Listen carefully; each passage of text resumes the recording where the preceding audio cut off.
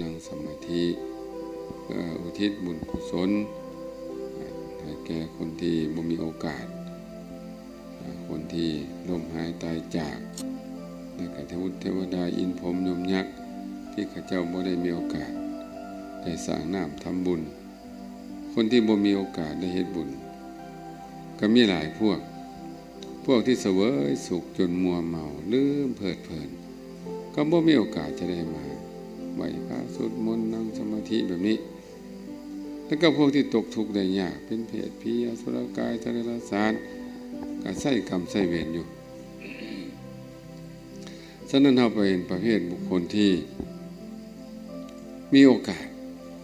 ให้โอกาสเจ้าของเปิดโอกาสให้เจ้าของได้เฮ็ดบุญได้สร้างบุญบารมีถ้าเราไปปิดตัวเองไว้ก็หมดโอกาสฉะนั้นเราต้องพยายามเปิดโอกาสให้เจ้าของเราจะเปิดโอกาสให้แต่คนอื่นเราบ่เปิดโอกาสให้ตัวเองก็ถือว่าเสียหายฉะนั้นแนวเกิดมาเนี่ยเพื่อสร้างสมบุญบารมีและก็เพื่อความพ้นทุกข์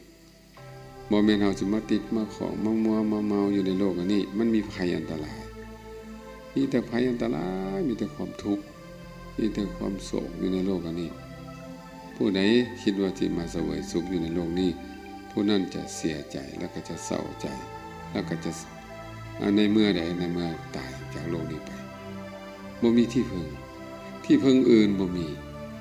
นอกจากบุญกุศลบ่มีที่พึ่งฉะนั้นเราจะต้องหาที่พึ่งให้ตัวเองแต่แบบนี้บัดนี้เป็นต้นไป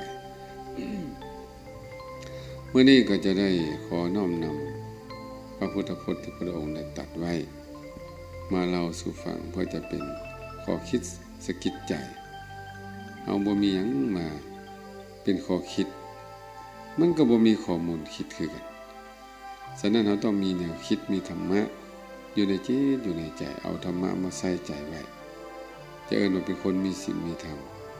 บ่แม่นฮู้ซื่อๆฮู้แล้วต้องมีพร้อมประพฤติพร้อมนะ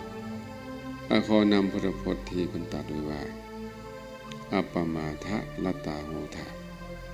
สัจจิตะมนุรักขทะทุกขาอุทรัตตานังปังเกสันโนวะกุญชโล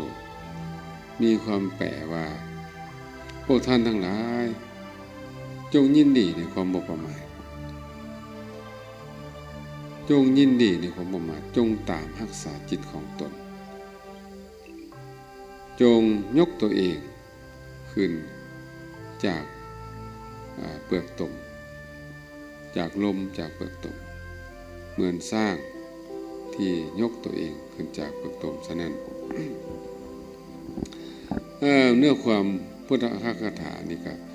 ส่วนให้เราต้องมาพิจารณาคำว่าพวกท่านทั้งหลายจงยินดีในความบ่ประมาทเพื่อได้ตัดเตือนพระภิกษุทั้งหลาย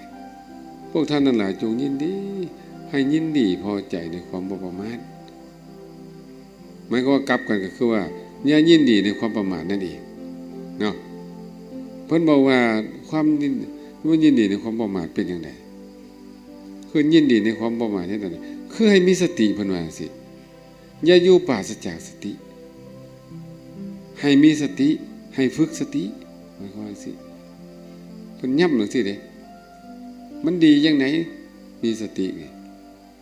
มันดีจังได๋ต้องดีแน่นอนล่ะถ้ามีสติอยู่เป็นจังได๋บ่มีเป็นจังได๋ถ้ามีสติอยู่ก็มันก็มีเครื่องป้องกันเนาะสตินี่เป็นจังได๋ถ้าอุปมาเหมือนฟังแม่น้ำเหมือนเขื่อนป้องกันน้ำป้องกันภัยได้หลายอย่างอยู่ในประเทศที่เขาเจ้ามีลมแห้งเขาเจ้าจะมีระบบป้องกันดีป้องกันน้ำท่วมป้องกันลมได้ดีจิตสติเตสังนิวาลนะสติเตสังนิวานะแปลว่าสติเป็นเครื่องกั้นกระแสกิเลสทั้งหลายญาณิโสตามิสติเตสังนิวาลนะกระแสของกิเลสที่มันไหลอยู่ในโลกนี้ไหลมาทั้งตาทั้งหูทั้งหนังทั้งลิ้นทั้งกายทั้งใจกระแสเหล่านั้นสติเป็นตัวกั้นป้องกันกระแสกิเลสเหล่านั้นได้เห็นบ่ล่ะ มีสติและสติเนี่ยเป็นตัวป้องกันมันเหมือนกำแพง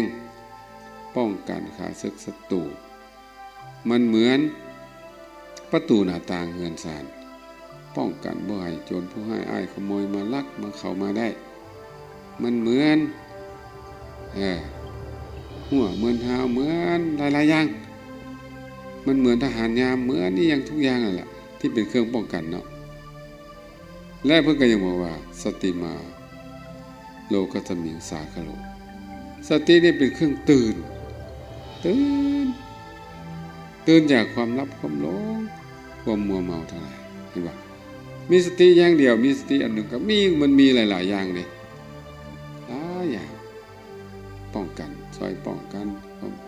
บ่อยเพ้อบ่อยหลงอยู่ในโลกนี้และก็บ่ให้กิเลสเข้ามาแทรกแซงในจิตใจ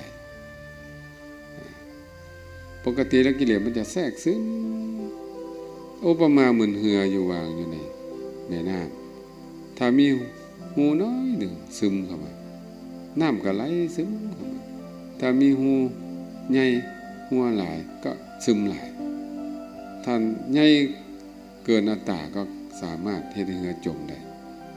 ฉะนั้นเราต้องคอยอุดคอยอัดกิเลสบ่อยเข้ามา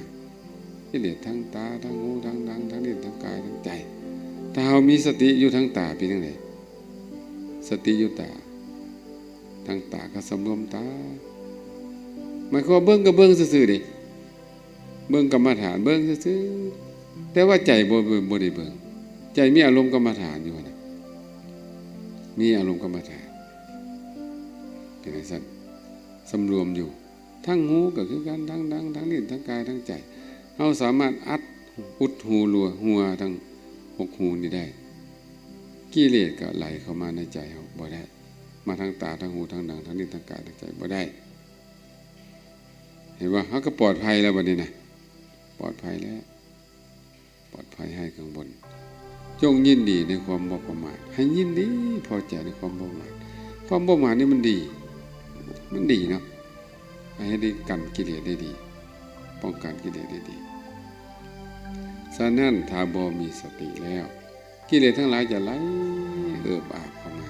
ทั้งตาทั้งหูทั้งดังทั้งลิ้นทั้งกายทั้งใจเมื่อเข้ามาแล้วสู่จิตสู่ใจแล้วให้ในจิตใจเฮาเศร้าหมองมุนหมองทุกข์ทรทมขมขื่นคิดหน้าคิดหลังคิดนำผู้นั้นผู้นี้คิดนำครอบนำครัวคิดนำไปเบิดเรื่องบ่เป็นเรื่องก็เอามาคิดเรื่องของเจ้าอยู่ครอบแค่แจหัวอยู่ซีกโลกเท่าไหนก็อย่าเอามาคิดเป็นเรื่องของตัวเองเบิดไปทุกข์ไปฮ้อนของเจ้าได้เบิดอันนี้จิตมันออกไปแล้วจิตมันออกไปกิเลสก็ไหลเข้ามาเต็มหมดทั้งจิตทั้งใจฉะนั้นนี่เศร้ามองอยู่ซั่น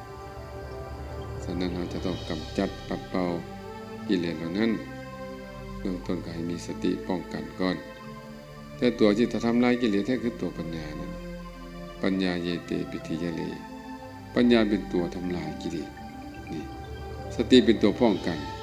แต่ว่าปัญญาเป็นตัวทำลายมันเหมือนตัวยาทำลายโลกจังซั่นเพิ่นบอกให้ท่านทั้งหลายยินดีในความบ่ประมาทให้ยินดีพอใจในความบ่ประมาทนี้ให้ฝึกฝนให้มีสติอยู่เรื่อยๆก็เลยเตือนอยู่ตลอดว่าเฮ็ดหยังก็ให้มีสติเฮ็ดหยังเฮ็ดก็เฮ็ดรถให้มีสติเจ้าสิซักผ้าก็ให้เจ้ามีสติเจ้าสิเฮ็ดอีหยังถูบ้านถูเรือนก็ให้มีสติเจ้าสิเฮ็ดเวียกเฮ็ดงานก็มีสติสามารถเอามาเป็นเครื่องมือฝึกสติได้เบิดฝึกจิตได้เบิดนะปัดตัดกวาดอยู่ก็ให้มีสติบางคนนี่บ่เฮ็ดดีหยังบ่ได้เลยว่าแต่ว่าเวลาเขากรรมฐานบ่เฮ็ดหยังเลยย่านอารมณ์กรรมฐานเสียเป็นคือเป็นจังซั่นความจริงมันเป็นเครื่องมือในการฝึกสติได้เบิดเด้เฮาอาบน้ำนี่เฮามีสติเป็นจังได๋มันจะฮู้ในอาการที่เฮาฮุกเฮาถูเฮาเอาน้ำใส่มันเย็นมันอุ่นจังได๋สามารถเป็นการฝึกสติได้เฮากินข้าวแล้วเฮาก็ย่ำไปมีสติในการย่ำไปเป็นการฝึกสติอีก ซักผ้าซักแพรเฮ็ดจังได๋ได้มีสติเบิดเมื่อมีสติแล้วเป็นจังได๋จิตใจเป็นจังได๋ผ่องใสจิตเป็นบุญเป็นกุศลนี่หมายความว่าโอ้สามารถเจริญบุญกุศลได้เบิดทุกทีทุกแห่งเลยแม้แต่เข้าห้องน้ำนี่นะก็มีสติในการเขาก็เจริญสติได้อีกคือกันบอกว่าบ่มีอีหยังที่เจริญสติบ่ได้ถ้าเข้าใจเด้ฉะนั้นต้องยินดีในความบ่ประมาทความบ่ประมาทคือหยังบ่ปราศจากสติให้มีสติเข้ามาจังซี่หมายความว่าตรงนี้ความประมาทคือขาดสติความบ่ประมาทคือมีสติง่ายๆเลยเนาะเอาง่ายๆเข้าใจง่ายๆสิไอ้ความบ่ประมาทนี่นะเพิ่นว่าเป็นยอดธรรมนี่เป็นยอดของธรรมพระพุทธเจ้าเพิ่นได้ตรัสว่าธรรมะของพระองค์ที่เพิ่นแสดงมา45ปีหรือว่า 84,000 พระธรรมขันธ์รวมลงย่อลงคือในความบ่ประมาทตัวเดียวโคโลคิดจังซั่นก็แล้วกันคนบ่ประมาทคนมีสติอยู่สามารถได้บรรลุธรรมได้ทุกเวลาเพิ่นว่าสิ อันนี้ท่อนที่1หน่อยท่อนที่2อปมาทะละตาโหทะสัจจิตตมนุรักขะท่านทั้งหลายจงตามรักษาจิตเจ้าของให้ตามรักษาจิตถ้าจะอุปมาเห็นง่ายๆก็คือแม่รักษาลูกนั่นแหละเบิ่งแยงลูกกำลังอ่อนๆอยู่เฮ็ดจังได๋มันไปสิก็สิได้นำไปแหละเนาะหรือจังได๋ต้องคอยอุ้มคอยเจียวคอยเบิ่งคอยแย่ยามมื้อค่ำมื้อแลงยามมื้อคืนรักษาอย่างดีเลยคือว่าตามน่ะที่เฮามันเว้ากันเนาะเหมือนจงอางห่วงไข่แท้ๆเนาะเหมือนจงอางห่วงไข่แท้ถ้าเฮาเอามากลับกันเนาะคนขี้ทีเป็นจังได๋จะรักษาทรัพย์อย่างดีเลยเด้เมียนมัดอันที่มัธยัสถ์อย่างดีว่าทำไมฉะนั้นเนี่ยก็เอามาเปรียบเทียบได้ว่าเฮาจะรักษาจิตเฮาก็คือคนขี้ทีนั่นแหละขี้ทีเครื่องของเบิ่งเครื่องเบิ่งของพวกนี้เนี่ยรักษาของดีคนขี้ทีฉะนั้นคนที่รักษาจิตก็เฮ็ดคือจังซั่นแหละตามรักษาตามเบิ่งตามหูตามเบิ่งจิตเจ้าของอยู่จังซั่นแหละบ่ให้ละสายตาบ่ให้ขาดสายตาบ่ให้ออกนอกสายตานะจังซี่เลยเด้ผู้ใดเป็นแม่เนี่ยสิฮู้ดีว่ารักเลี้ยงลูกน้อยนี่เฮ็ดจังได๋สิได้เบิ่งอยู่ซั่นบ่ได้รับได้นอนคอยเบิ่งลูกน้อยย่านมีภัยอันตรายยามมื้อคืนก็เบิ่งยามมื้อเว้นก็เบิ่งอยู่ตลอดเวลาบัดนี้เฮามาเบิ่งคนอื่นเป็นจังซั่นเฮามาเบิ่งตัวเองเป็นจังได๋ล่ะเป็นตู้คำพันธ์เจ้าเลี้ยงลูกได้หลายคนจักคนลูกเจ้าน่ะ8คนสามารถเลี้ยงใหญ่เบิดทุกคนบัดนี้เจ้ามาเลี้ยงจิตเจ้าเลี้ยงเบิ่งแยงใจเจ้าบัดเฮ็ดคือเจ้าเลี้ยงลูกเจ้าหั่นอุ้มอยู่คือจงอางห่วงไข่นี่แหละผู้ใดมาใกล้บ่ได้ว่ามันว่ากิเลสมาใกล้นี่ไล่ตอดแล้วนะสินะเหมือนจังซั่นเนาะคือสิแจ่มดีว่ะฉะนั้นเราต้องเฮ็ดจังซี่ล่ะคือเฮารักษาดวงตารักษาอวัยวะของเฮานี่นะเราต้องรักษาร่างกายเฮาหนาวก็เฝ้าตุ้มผ้าร้อนก็เฝ้าอาบน้ำหิวก็เฝ้ากินเบิ่งแยงเจ้าของดีแต่ว่าเฮาเบิ่งร่างกายแต่อันนี้เฮามากลับกันเบิ่งจิตเฮาเป็นจังได๋ล่ะบัดนี้โอ้ทางตาต้องระวังเว้ยเบิ่งแล้วมันเกิดกิเลสต้องระวังต้องลีตาลงตาสูงเปิดไฟสูงบ่ได้ต้องเปิดต่ำลงเฮาสังเกตเบิ่งพระพุทธรูปเพิ่นจะตาต่ำๆเพิ่นจะบ่เบิ่งไกลเป็นธรรมชาติของคนที่สำรวมพระพุทธเจ้าพระอริยสาวกเพิ่นจะบ่เบิ่งทั่วทิพย์ทั่วแดนเด้ต่อให้เพิ่นหมดกิเลสแล้วเพิ่นก็บ่เบิ่งมันก็แปลกเด้อันนี้น่ะโอ้ยเบิดกิเลสแล้วตอนนี้อยากเบิ่งหยังก็เบิ่งไว้เฮาเว้ยสบายเว้ยบ่แม่นเด้คือเก่าเพิ่นฝึกจนเป็นอุปนิสัยเพิ่นบ่แม่นชาตินี้ชาติเดียวเพิ่นก็เบิ่งของเพิ่นจังซี่แหละเพิ่นจะเบิ่งพระพุทธเจ้านี่บ่เลี้ยวซ้ายเลี้ยวขวาเด้ย่างตรงบ่เลี้ยวซ้ายเลี้ยวขวาเฮา เขาจะเบิ่งสังเกตคนที่มีสมาธินี่คนที่มีสติดีสมาธิเพิ่นจะบ่เหลียวซ้ายเหลียวขวาวักแวกนี่อาตมานี่เห็นพวกฝรั่งนี่นะฝรั่งนี่เป็นชนชาติที่ว่ามีสติสมาธิดีไว้เบิ่งมันนั่งมันยืนมันนิ่งนะเป็นคนนิ่งนะเฮานี่คือลิงคือคางแม่นบ่ล่ะคนลาวนี่คือโลดลิงคือตัวคางเนี่ยเอาเบิ่งนี่นะแล้วก็เก๊กเนาะล่ะของฝรั่งนี่เห็นบ่มันนี่โอ้สมควรเป็นคนมีสติปัญญาเว้ยคนแนวนี้นะเฮาเบิ่งได้น่าเลื่อมใสเฮ็ดอย่างมันก็เป็นคนมีระเบียบแบบแผนเนาะจอดเกือบนี่ก็เป๊ะเฮ็ดอย่างก็เป๊ะเพราะฉะนั้นฝรั่งเวลามันเฮ็ดอีหยังมันเฮ็ดแท้บ่ย้านเฮาตายคนลาวเฮากล้าเฮ็ดคือมันบ่ล่ะบ่กล้าเด้บ่กล้าดอกเวลามันมาบวชมันเป็นไงล่ะโอ้ยมันพวกเดียวกันมาบวชแล้วก็นิ่งแห่งคือคักหลายบาดนี่คือคักเข้ากันอย่างในเลยเนาะเป็นจังซั่นอันนี้ต้องตามรักษาจิตเจ้าของตามรักษาตามเบิ่งตามแยงเฮาเลี้ยงงัวเลี้ยงควายก็ต้องตามเบิ่งงัวเบิ่งควายนั่นแหละมันนี่ตามรักษาจิตก็เบิ่งไปตามไปเนาะอันนี้ขอยกตัวอย่างพระเถระองค์หนึ่งผู้เพิ่นตามรักษาจิตเพิ่นนี่ตั้งแต่มื้อเพิ่นบวชว่าซะไปเพิ่นก็ได้เจริญสติของเพิ่นมาตลอดบ่เกิดกิเลสเลยกิเลสบ่เกิดบ่ได้เลยว่าซะไปบ่มีโอกาสเลยนะบ่มีหูเลยว่าซะไปบ่มีหูเลยให้บ่มีหูหัวให้น้ำซึมเข้ามาเลยบ่มีบ่อนหูให้กิเลสแทรกเข้ามาว่าซะไป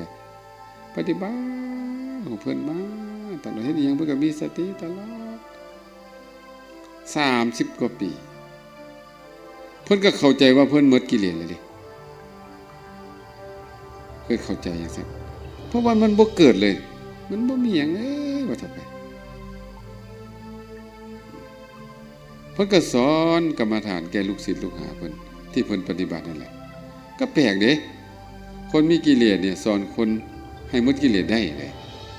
ปรากฏว่าลูกศิษย์ลูกหาเพิ่นนี่เป็นพระอรหันต์เนาะมาเรียนกรรมฐานนำเพิ่นแล้วก็ไปปฏิบัติเป็นพระอรหันต์แล้วก็มาสังเกตเบิ่งโอ้คนที่เป็นครูบาอาจารย์เป็นผู้เสียสละก็เสียสละอยู่ซั่นนะในบรรดาลูกศิษย์ลูกหาจังนับบ่ถ้วนคนที่คิดซอยอาจารย์มีผู้เดียวคิดเบิ่งจังดูแปลกว่าองค์นี้พอสำเร็จเป็นพระอรหันต์แล้วก็เลยมีมี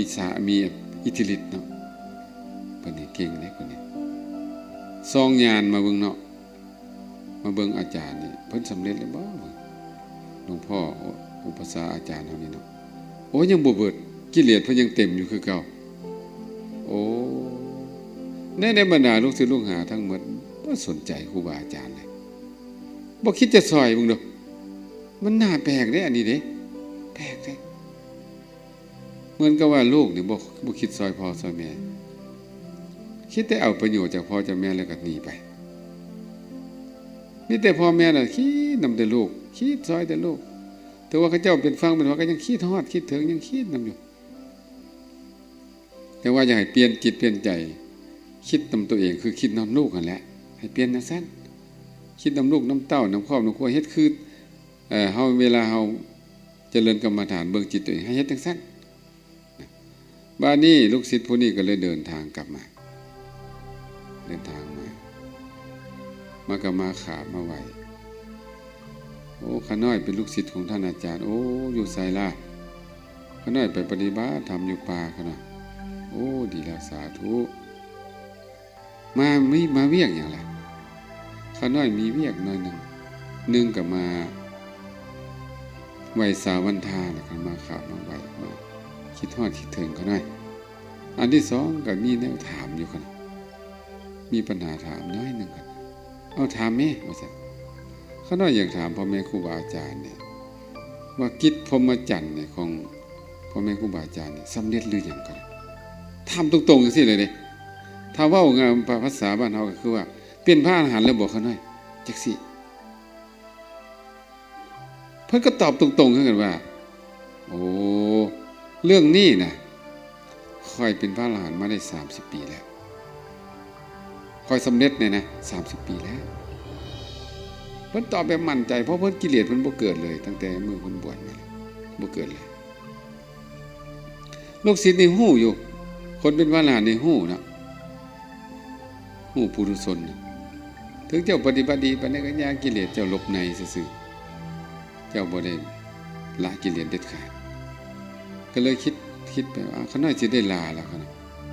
มาเท่านี้แหละเอาไปดีเด้อเพื่อปฏิบัติธรรมเด้อว่าซั่นองค์นี้เนี่ยคิดจะซอยอาจารย์ก็เลยออกไปเนาะย่างออกไปแล้วก็ไปแปลงตัวเป็นตัวสร้างตัวใหญ่งายาวไล่มาสิมาแทงมาซะไปอ้าววันนี้เป็นจังได๋เอาเนี่ยเลอตายไปแล้วบ่ห้องซอยแน่สร้างที่สุดว่าซั่นแสดงว่าแต่ก่อนมานี่บ่ได้ปัจจัยเพิ่นสำรวมนี่บ่ได้เหตุปัจจัยมันก็เลยบ่เกิดบ่มีแนวกระตุ้นว่าซั่นแหมก็เลยเซ่ๆคือโลกบางอย่างเฮาคิดว่าเศร้าไปแล้วพอเฮากินของผิดขึ้นมาแม่นว่าโอ้มันยังบ่ทันเศร้าได้นี่นะ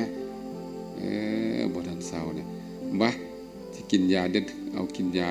หาคักยาคักมากินมันตายก่อนนะโลกอันนี้นะเห็นบ่ล่ะถ้ามันมิตรจิรีอยู่ก็บ่ฮู้จักสิไปปัวเลยเนาะ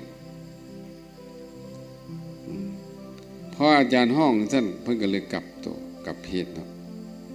มาเป็นพระข้าน้อยนี่แหละอาจารย์โอ้ยสาธุว่าซั่นสาธุเพิ่นเข้าใจทันทีเลยโอ้โห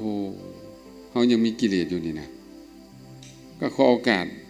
อาจารย์จังบึดคนเด้อว่าซั่นเพิ่นก็เข้าไปในห้องเบิดมานั่งเมื่อเดียวเพิ่นออกมาแล้วบัดนี้จบเลยบัดนี้ว่าซั่นเพิ่นว่าที่ผ่านมานี่เพิ่นบ่ฮู้ถ้าเพิ่นฮู้เพิ่นเอาตายแล้วว่าต่อไปคือเฮาเห็นศัตรูเนาะเฮาตามฆ่าศัตรูแต่มันบ่เห็นมันก็บ่จักสิไปฆ่าจังได๋แต่พอเห็นหน้านี่ยิงแสกหน้าทันทีเลยมันบ่ตายทันทีเลยเนาะ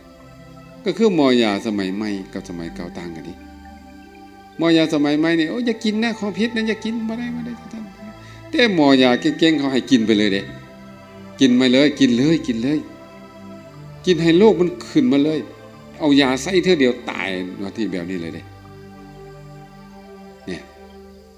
ถ้าหมอยาเก่งเป็นจังซี่ให้กินของพิษไปโรคมันสิออกมาเอาเท่าไปแล้วก็เอายาใส่เทื่อเดียวจบเลยเป็นสิหลอกให้มันออกมาบ่ให้มันไปลี่เนาะไปลี่ไปลบยุ่มก็บ่เห็นมันก็สิไปเฮ็ดจังได๋รักษาจังได๋ก็เลยกลายเป็นการเลี้ยงโรคไประงับโรคเลี้ยงโรคไปนะเนี่ยหมอยาดีๆสมัยก่อนนี่เพิ่นฆ่าโรคเด้ทำลายโรคเด้ฉะนั้นกรณีนี้ก็คือกันเนาะพระเถระองค์นี้ก็ได้กลายเป็นพระอรหันต์ไปเพียงบึดเดียวเท่านั้นกิเลสของเพิ่นนี่อ่อนโตพอแฮงแล้วนะอ่อนโตใกล้สิตายพอแฮงแล้วแต่มันก็บ่ตายมันคือยาสมัยก่อนเนาะเพิ่นก็ให้กินยาไปกินยาพอครบกันมาปุ๊บให้กินยาตัดหากแม่นบ่กินยาตัดหากแล้วจบเลยวันนี้บ่เกิดอีกเลยยานั้นอันโลกนั้นตายสนิทว่าเดี๋ยวนี้มันบ่มีติยาตัดหากนี่มีแต่ว่ายาเพิ่มนะกินยานี่ยังบ่ทันพอได้ประตอบเป็นโรคนั้นขึ้นมาเอากินยานี่กินยานี่เกิดโรคเพิ่มขึ้นไปอีกหลายโรคเอาไปมาเขาหลอกขายยาให้เขาเป็นขาทาสให้เขาเป็นโรคเพิ่มขึ้นว่าพวกใดมักกินยาเนาะยาลวงเนี่ยจะมีโรคหลายนะกินยานี่ยังบ่ทันแล้วยังบ่ทันเซาซ้ำเกิดโรคอันนั้นต่อไปบ่จักจบจักเสียคือแม่ข่าวยี่เนาะเราได้มาขอลาศีลเป็นหยังซะเนาะหมอเอายาให้กินเราเป็นก้อนเบ้าเนาะเป็นกินยาบ้านนี้เนี่ยยานี่มันแห้งเด้ถ้าบ่กินข้าวก่อนไปกินนี่บ่ได้วันนี้เราก็เป็นโรคกระเพาะต่อบัดนี้มึงเด้อไปกัดกระเพาะแล้วบัดเราก็เป็นโรคกระเพาะต่อแล้วกับต่ออีกหลายๆโรคแล้วได้ขอซิกไปกินข้าวแรงนี่แล้วได้มากินยาเบิ่งดู โอ้อันตรายได้อย่าหลวงนี่บ่มันธรรมดาเด้ฉะนั้นเนาะเมื่อเว้าเรื่องตัวนี้ธรรมะตัวนี้เนาะให้ตามรักษาจิตเจ้าของคือพระเถระองค์นี้เทิงเพิ่นมีกิเลสอยู่แต่ว่าเพิ่นควบคุมกิเลสเพิ่นได้เห็นบ่30 ปีบ่เกิดเลยอาตมาอัศจรรย์เด้คนมีกิเลสเท่าเฮ็ดให้กิเลสบ่เกิดนี่นะอาการสำรวมเนี่ยเพิ่นสำรวมดีสำรวมตาหูดังลิ้นกายใจสติเพิ่นมีกำลังสติเพิ่นมีกำลังนะเป็นจังซี่เด้มีกำลังสมมุติว่าเฮาบ่เคยเสียอย่างนั้นเนาะบ่มีโจรผู้ร้ายขโมยเข้าไปในเรือนซานะอย่านึกว่าบ่มีโจรขโมยบ่แม่นเด้เฮารักษาดีซื่อๆเห็นบ่ล่ะลองเฮาไปเปิดประตูหน้าต่างมึงแม่ถ้าโจรมึงแม่มันจะบ่ไปปุ้นไปลักเอาโลดนะฉะนั้นผู้ใดสำรวมดีเพิ่นก็ได้เว้าไว้เนาะผู้ใดรู้จักสำรวมใจผู้นั้นจะพ้นจากบ่วงมารนี่เพิ่นเว้าสิเด้ฉะนั้นเฮาต้องรักษาสิเมื่อกิเลสบ่เบิดก็ยามันแต่ว่ากิเลสมันอ่อนโตมันควบคุมได้สินะก็โอเคแล้วนี่มันบ่ล่ะก็จะใครเด้เนาะกิเลสดิ้นปึ้งปึ้งปึ้งโอ้บ่ไหวแท้ๆแนวนี้นะบ่ไหวแท้เด้นี่ฉะนั้นรู้จักควบคุมสิดีต่อมาเนาะเพิ่นบอกว่าทุกขาอุทรัตตานังพวกท่านทั้งหลายจงยกตัวเองขึ้นให้พ้นจากลมจากเปลือกตมอันนี้เปลือกตมนี่คือกิเลสเพิ่นแก้ไปเป็นกิเลสให้ยกตัวเองให้พ้นจากลมเปลือกตมคือกิเลสให้ยกตัวเองให้พ้นขึ้นมาแสดงว่าตอนนี้เขาจมอยู่แม่นบ่เขาถึกตมนี่มันดูดอยู่แม่นบ่เขาอยู่ในตมเนี่ยติ่งบ่ได้เลยนะแห้งติ่งแห้งจมลงไปเนี่ยแห้งมัดแห้งผูกเข้าไปเนี่ยเห็นบ่ล่ะนักเขาก็จะตายย้อนนั่นแหละสิเด้ฉะนั้นตอนนี้เขาก็ถึงกิเลสคุมไปเบิดมันมัดมันคุมเขาไปเบิดเลยเขาเน่งติ่งเองบ่ได้เลยเด้ฉะนั้นเฮ็ดจังได๋สิขึ้นมาได้เฮ็ดจังได๋สิขึ้นจากตมได้เฮ็ดจังได๋บัดนี่แหละปฏิบัติจังซี่ไหว้พระสวดมนต์นั่งสมาธิฝึกจิตฝึกใจเฮ็ดให้จิตสูงขึ้นว่าซะไปดีชั่วอยู่ไสอยู่ที่ตัวทำสูงต่ำอยู่การทำตัวเห็นบ่มันอยู่ที่ตัวเฮาทั้งนั้นเลยดิบ่ไหวไว้อยู่ในสังคมแบบนี้เฮาก็หนีแล้วส่วนเฮาอยู่ท่ามกลางสังคมขี้ยาเฮ็ดให้เขาเป็นคนขี้ยาจนได้อยู่ท่ามกลางสังคมขี้เหล้าเฮาก็เฮ็ดให้เขาเป็นคนขี้เหล้า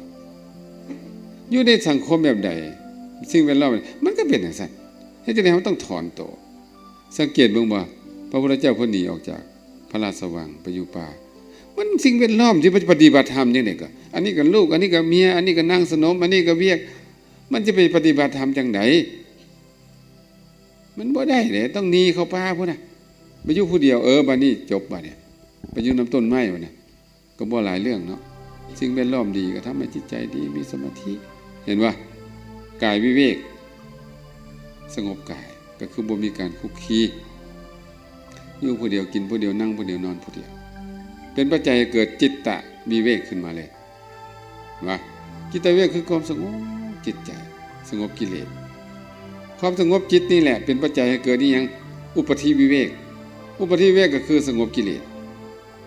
มันเป็นตอนมันเป็นระดับของมันเป็นปัจจัยซึ่งกันและกันแต่ว่ายังคุกคีตีมงยังวุ่นวายอยู่นำโอ้ยเศร้าลอดเศร้าบ่ได้ต้องหนีเฮานี่มันเป็นพวกติดของพวกเฮานั่นน่ะพวกติดพวกของถ้าระดับ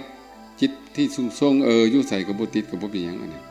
เฮ็ดคือดอกบัวได้เนี่ยคือใบบัวจังซี่นะ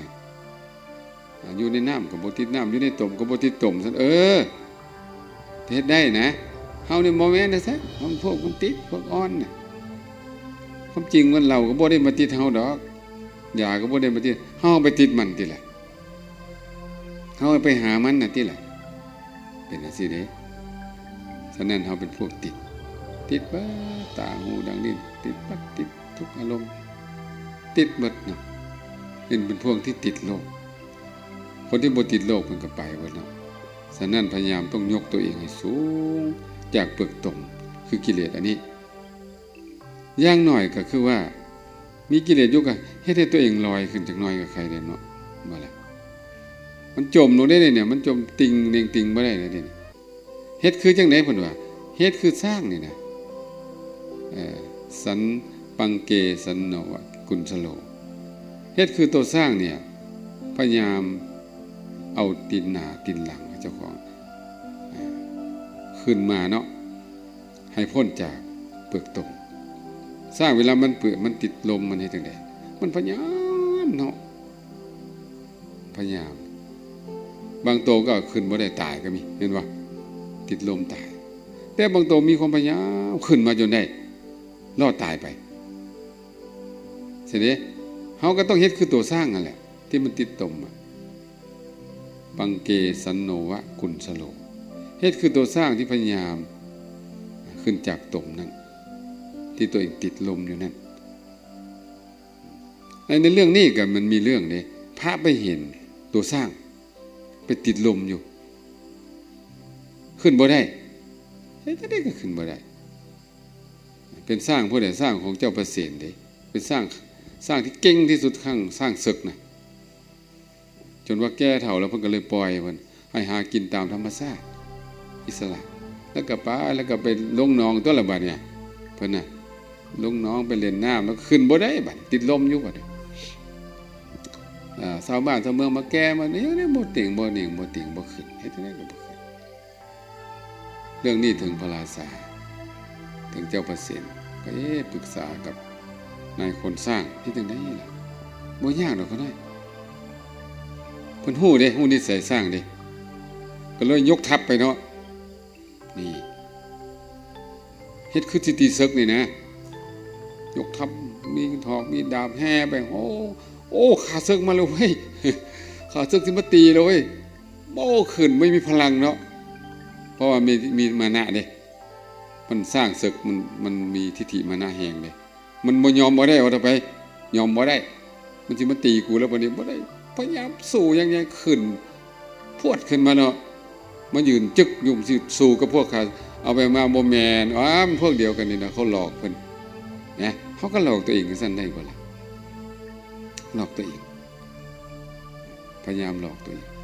ให้พ้นจากข้าศึกคือกิเลสได้บ่เนาะเฮ็ดคือสร้างตัวนี้เนาะอาศัยมานะละมานะนี่แหละ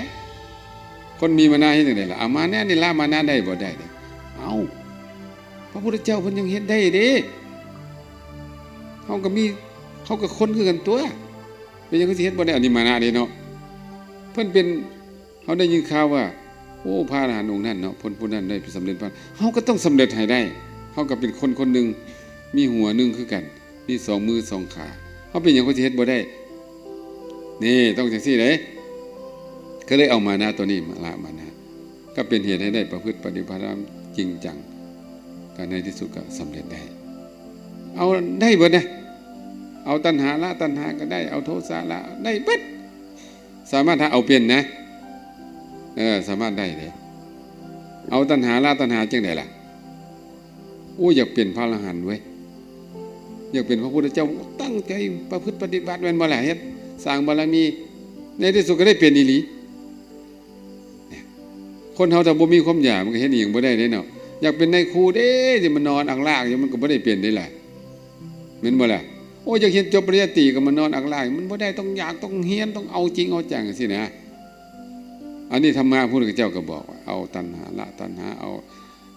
ได้นะเฮ็ดได้เบิดนะเป็นปัจจัยได้เบิดแต่เอาเปลี่ยนนะเอาฉะนั้นมื้อนี้ก็ได้ยกนิทานเนาะ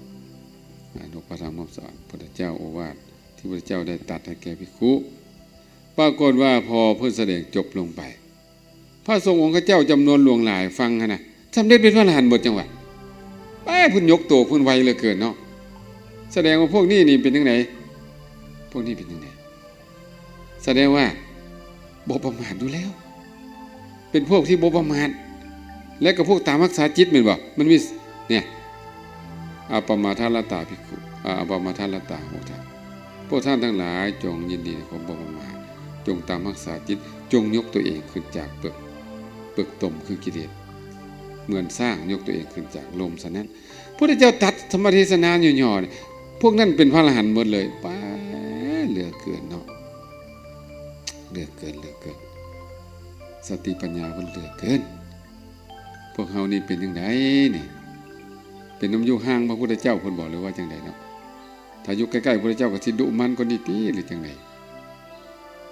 หรือว่าแนวใดเฮานี่นะพร้อมที่จะอยู่ใกล้พระพุทธเจ้าหรือยังเพราะถ้าพระพุทธเจ้าเกิดมาสมัยนี้เฮาเหมาะสมที่จะไปเฝ้าเพิ่นหรือยังกิเลสแบบนี้เป็นจังซี่เพิ่นสิบอกว่าโมฆะบุรุษให้บอก เอาแล้วบ่เป็นหยังดอกเฮาเตรียมพร้อมเดี๋ยวนี้ไปให้มันพร้อมแล้วค่อยไปเฝ้าเพิ่นเถิดๆปิ้งขึ้นมาเมื่อกี้นี่เนาะเฮ็ดคือเพิ่นพอธรรมเทศนาจบลงนี่นะสำเร็จเป็นพระอรหันต์เลยโอ้บ่ปฏิบัติซ้ำพวกนี้นะ